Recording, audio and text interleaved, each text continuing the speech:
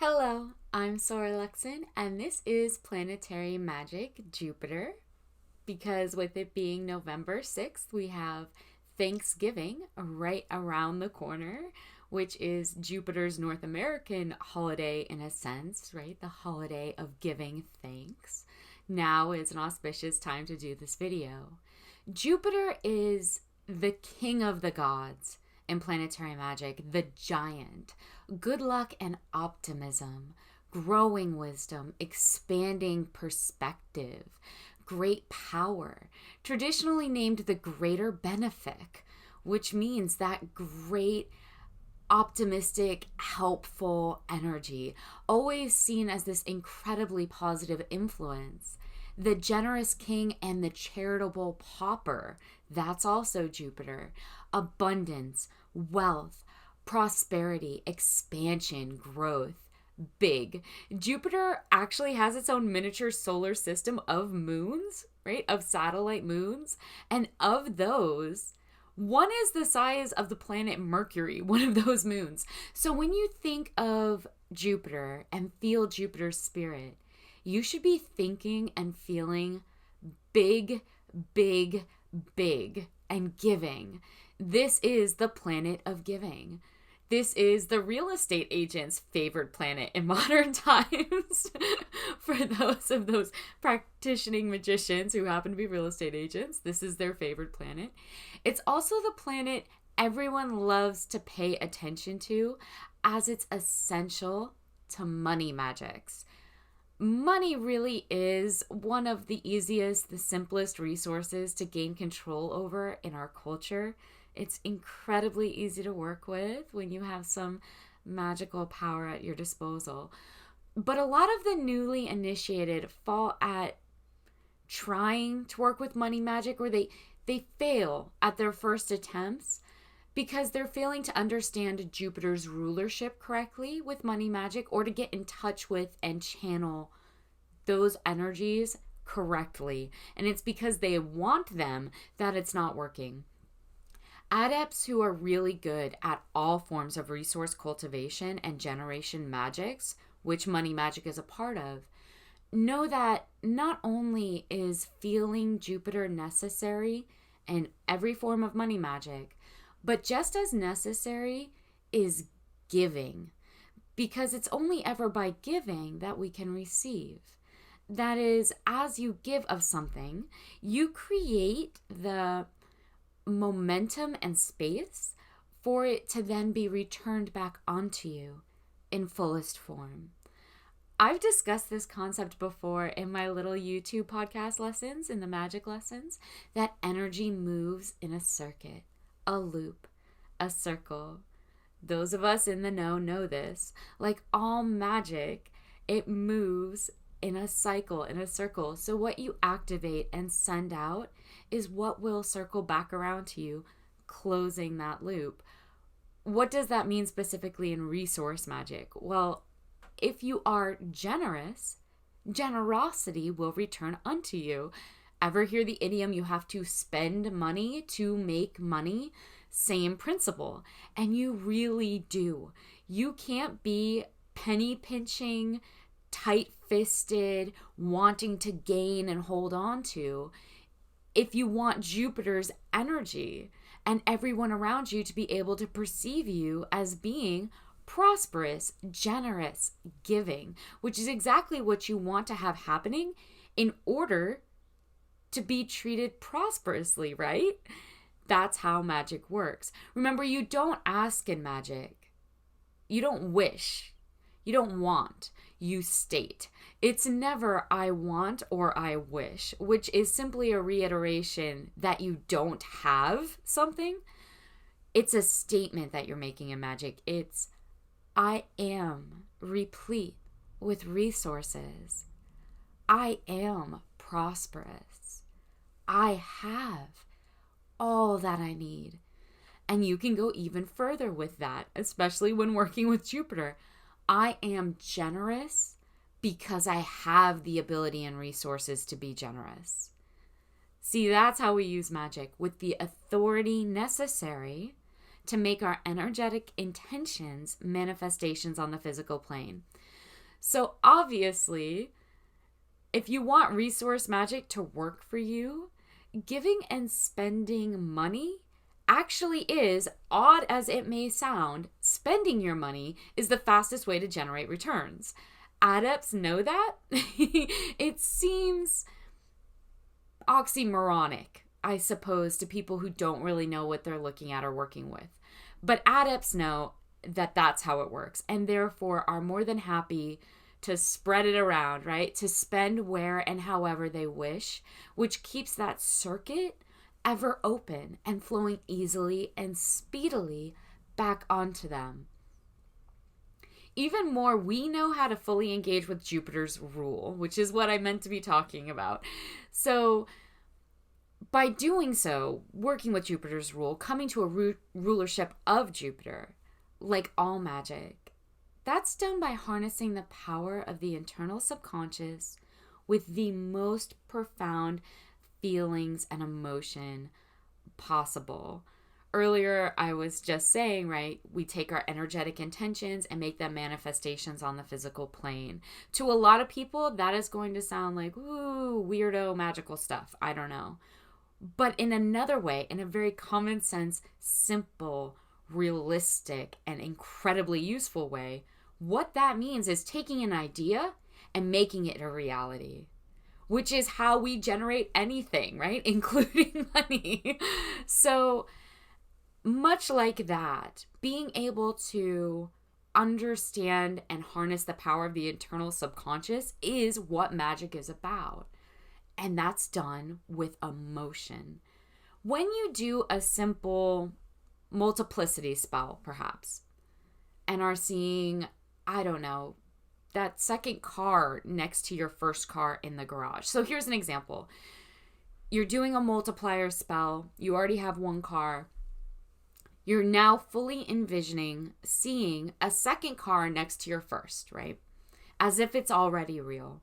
In your mind's eye, you're going to walk around that second car. You're going to adjust the mirrors. Light is going to reflect from the shining driver's side door handle. You're going to smell the air in the garage, that dusty air. Maybe it's a little bit cool. You climb into the second car. This is all entirely in your mind. But now, this vision, this envisioning that you're doing, it's more real than real. You grip the steering wheel of your new whip for the first time, the texture of the leather under your hands, and in this meditation of fully focused intention, in this vision, you smile and exhale, and that rush of all those emotions, the expectation of the open road while you're holding that wheel for the first time, the impulsive joy for finally meeting this goal, this aim that you've had for so long, that deep, full, practically ecstatic sense of gratitude as you fully appreciate this new car that's going to open so many new doors and avenues of adventure, or perhaps fulfill the requirements of daily necessity faster, simpler, get those tasks and labors done. So you have the time to give more of yourself in other ways, so that you can expand into other spheres and grow and evolve by freeing up space in your life by means of this new commodity, this second car. You're thrilled and you feel it, you taste it, you smell it, you touch it, allowing all of those emotions to rush through you. Being so ecstatically happy in this vision, in your mind's eye, that you're crying because those emotions, those feelings that you're invoking, they're very real. And then you close your eyes, close your circle, forget about it fully, entirely, open your eyes, and that's how you do magic. Emotion, fully engaged with as if it's already real. How I was gifted a truck, no joke. That same quality of emotion is what you need to harness Jupiter's energies. That type of emotion that we use in circle magic, in every form of spell casting, really. That really intense, psychological, very real feeling That's what's going to need to be used in planetary magic, in Jupiter's magic. And since Jupiter is all about generosity, right? The great generous benefactor, that's the emotion you need to be fully recognizing, participating in, and invoking fully within yourself and your habits. If you're giving because you feel like you have to, or purely because you're trying to force Jupiter's energy to work for you, force resource magic to work for you, that isn't going to work. It's very easy for the universe and most people with any common sense around you to read. That's the opposite of being generous. That's giving to gain, which is actually trade, and that isn't free giving. That isn't generosity at all. And that's another place a lot of new planetary magic users slip up. What you need to be doing is getting in direct touch with the spirit of Jupiter, with its planetary powers. And the best way to do that is going to be to actually embody that spirit of generosity in as much as you're able and as authentically, genuinely as possible. To be generous and really actually not care about the returns. If you're giving because you feel guilty or because you're trying to create some effect, some outcome for yourself, you can't trick magic. And that isn't Jupiter. That isn't going to work. That isn't going to get you to engage with Jupiter or its spirit.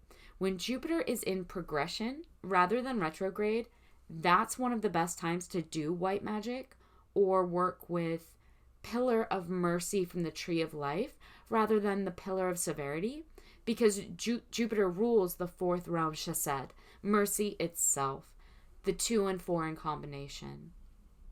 It's also a wonderful opportunity for generous acts to have their greatest effects. And for acts of wealth or resource, giving to gain the most attention and popularity. So definitely a good time to put on that charity event or have some friends over for a garden party, freely give of yourself, a cocktail party, or have a gifted unboxing video for your product. This is the best time that gifted unboxing someone does for you is going to go viral. You get the idea. Best to do all of this on Thor's Day, a Thursday, because Thor, god of the storm, is strongly linked with Jupiter magic. When Jupiter is, say, exalted in Sagittarius, it becomes the great sage, right? So that is when you're going to have your best effects for expanding academic achievements, perhaps. So you can see how this works. Jupiter is big, it's expansive, and whatever sign it's in, that is where it's going to do its greatest effects during that time. Jupiter is also the shield of courage, where Mars is the sword. It's the lightning bolt, but also the throne, that which secures the safety and prosperity of the realm. Specifically, Jupiter exalted in Cancer. Mars aggresses while Jupiter generates security and safety or protection while it's in Cancer. Another name for Jupiter, Zeus, Amun-Ra, Odin, the Celtic godhead Dagda, also correspondences to the archangel Zadkiel, the great eagle, the All-Father. So here we have the person in charge of the home and everyone in it. That's Jupiter. Jupiter is the protector, the planet in charge, the biggest authority in the room, if you'll allow.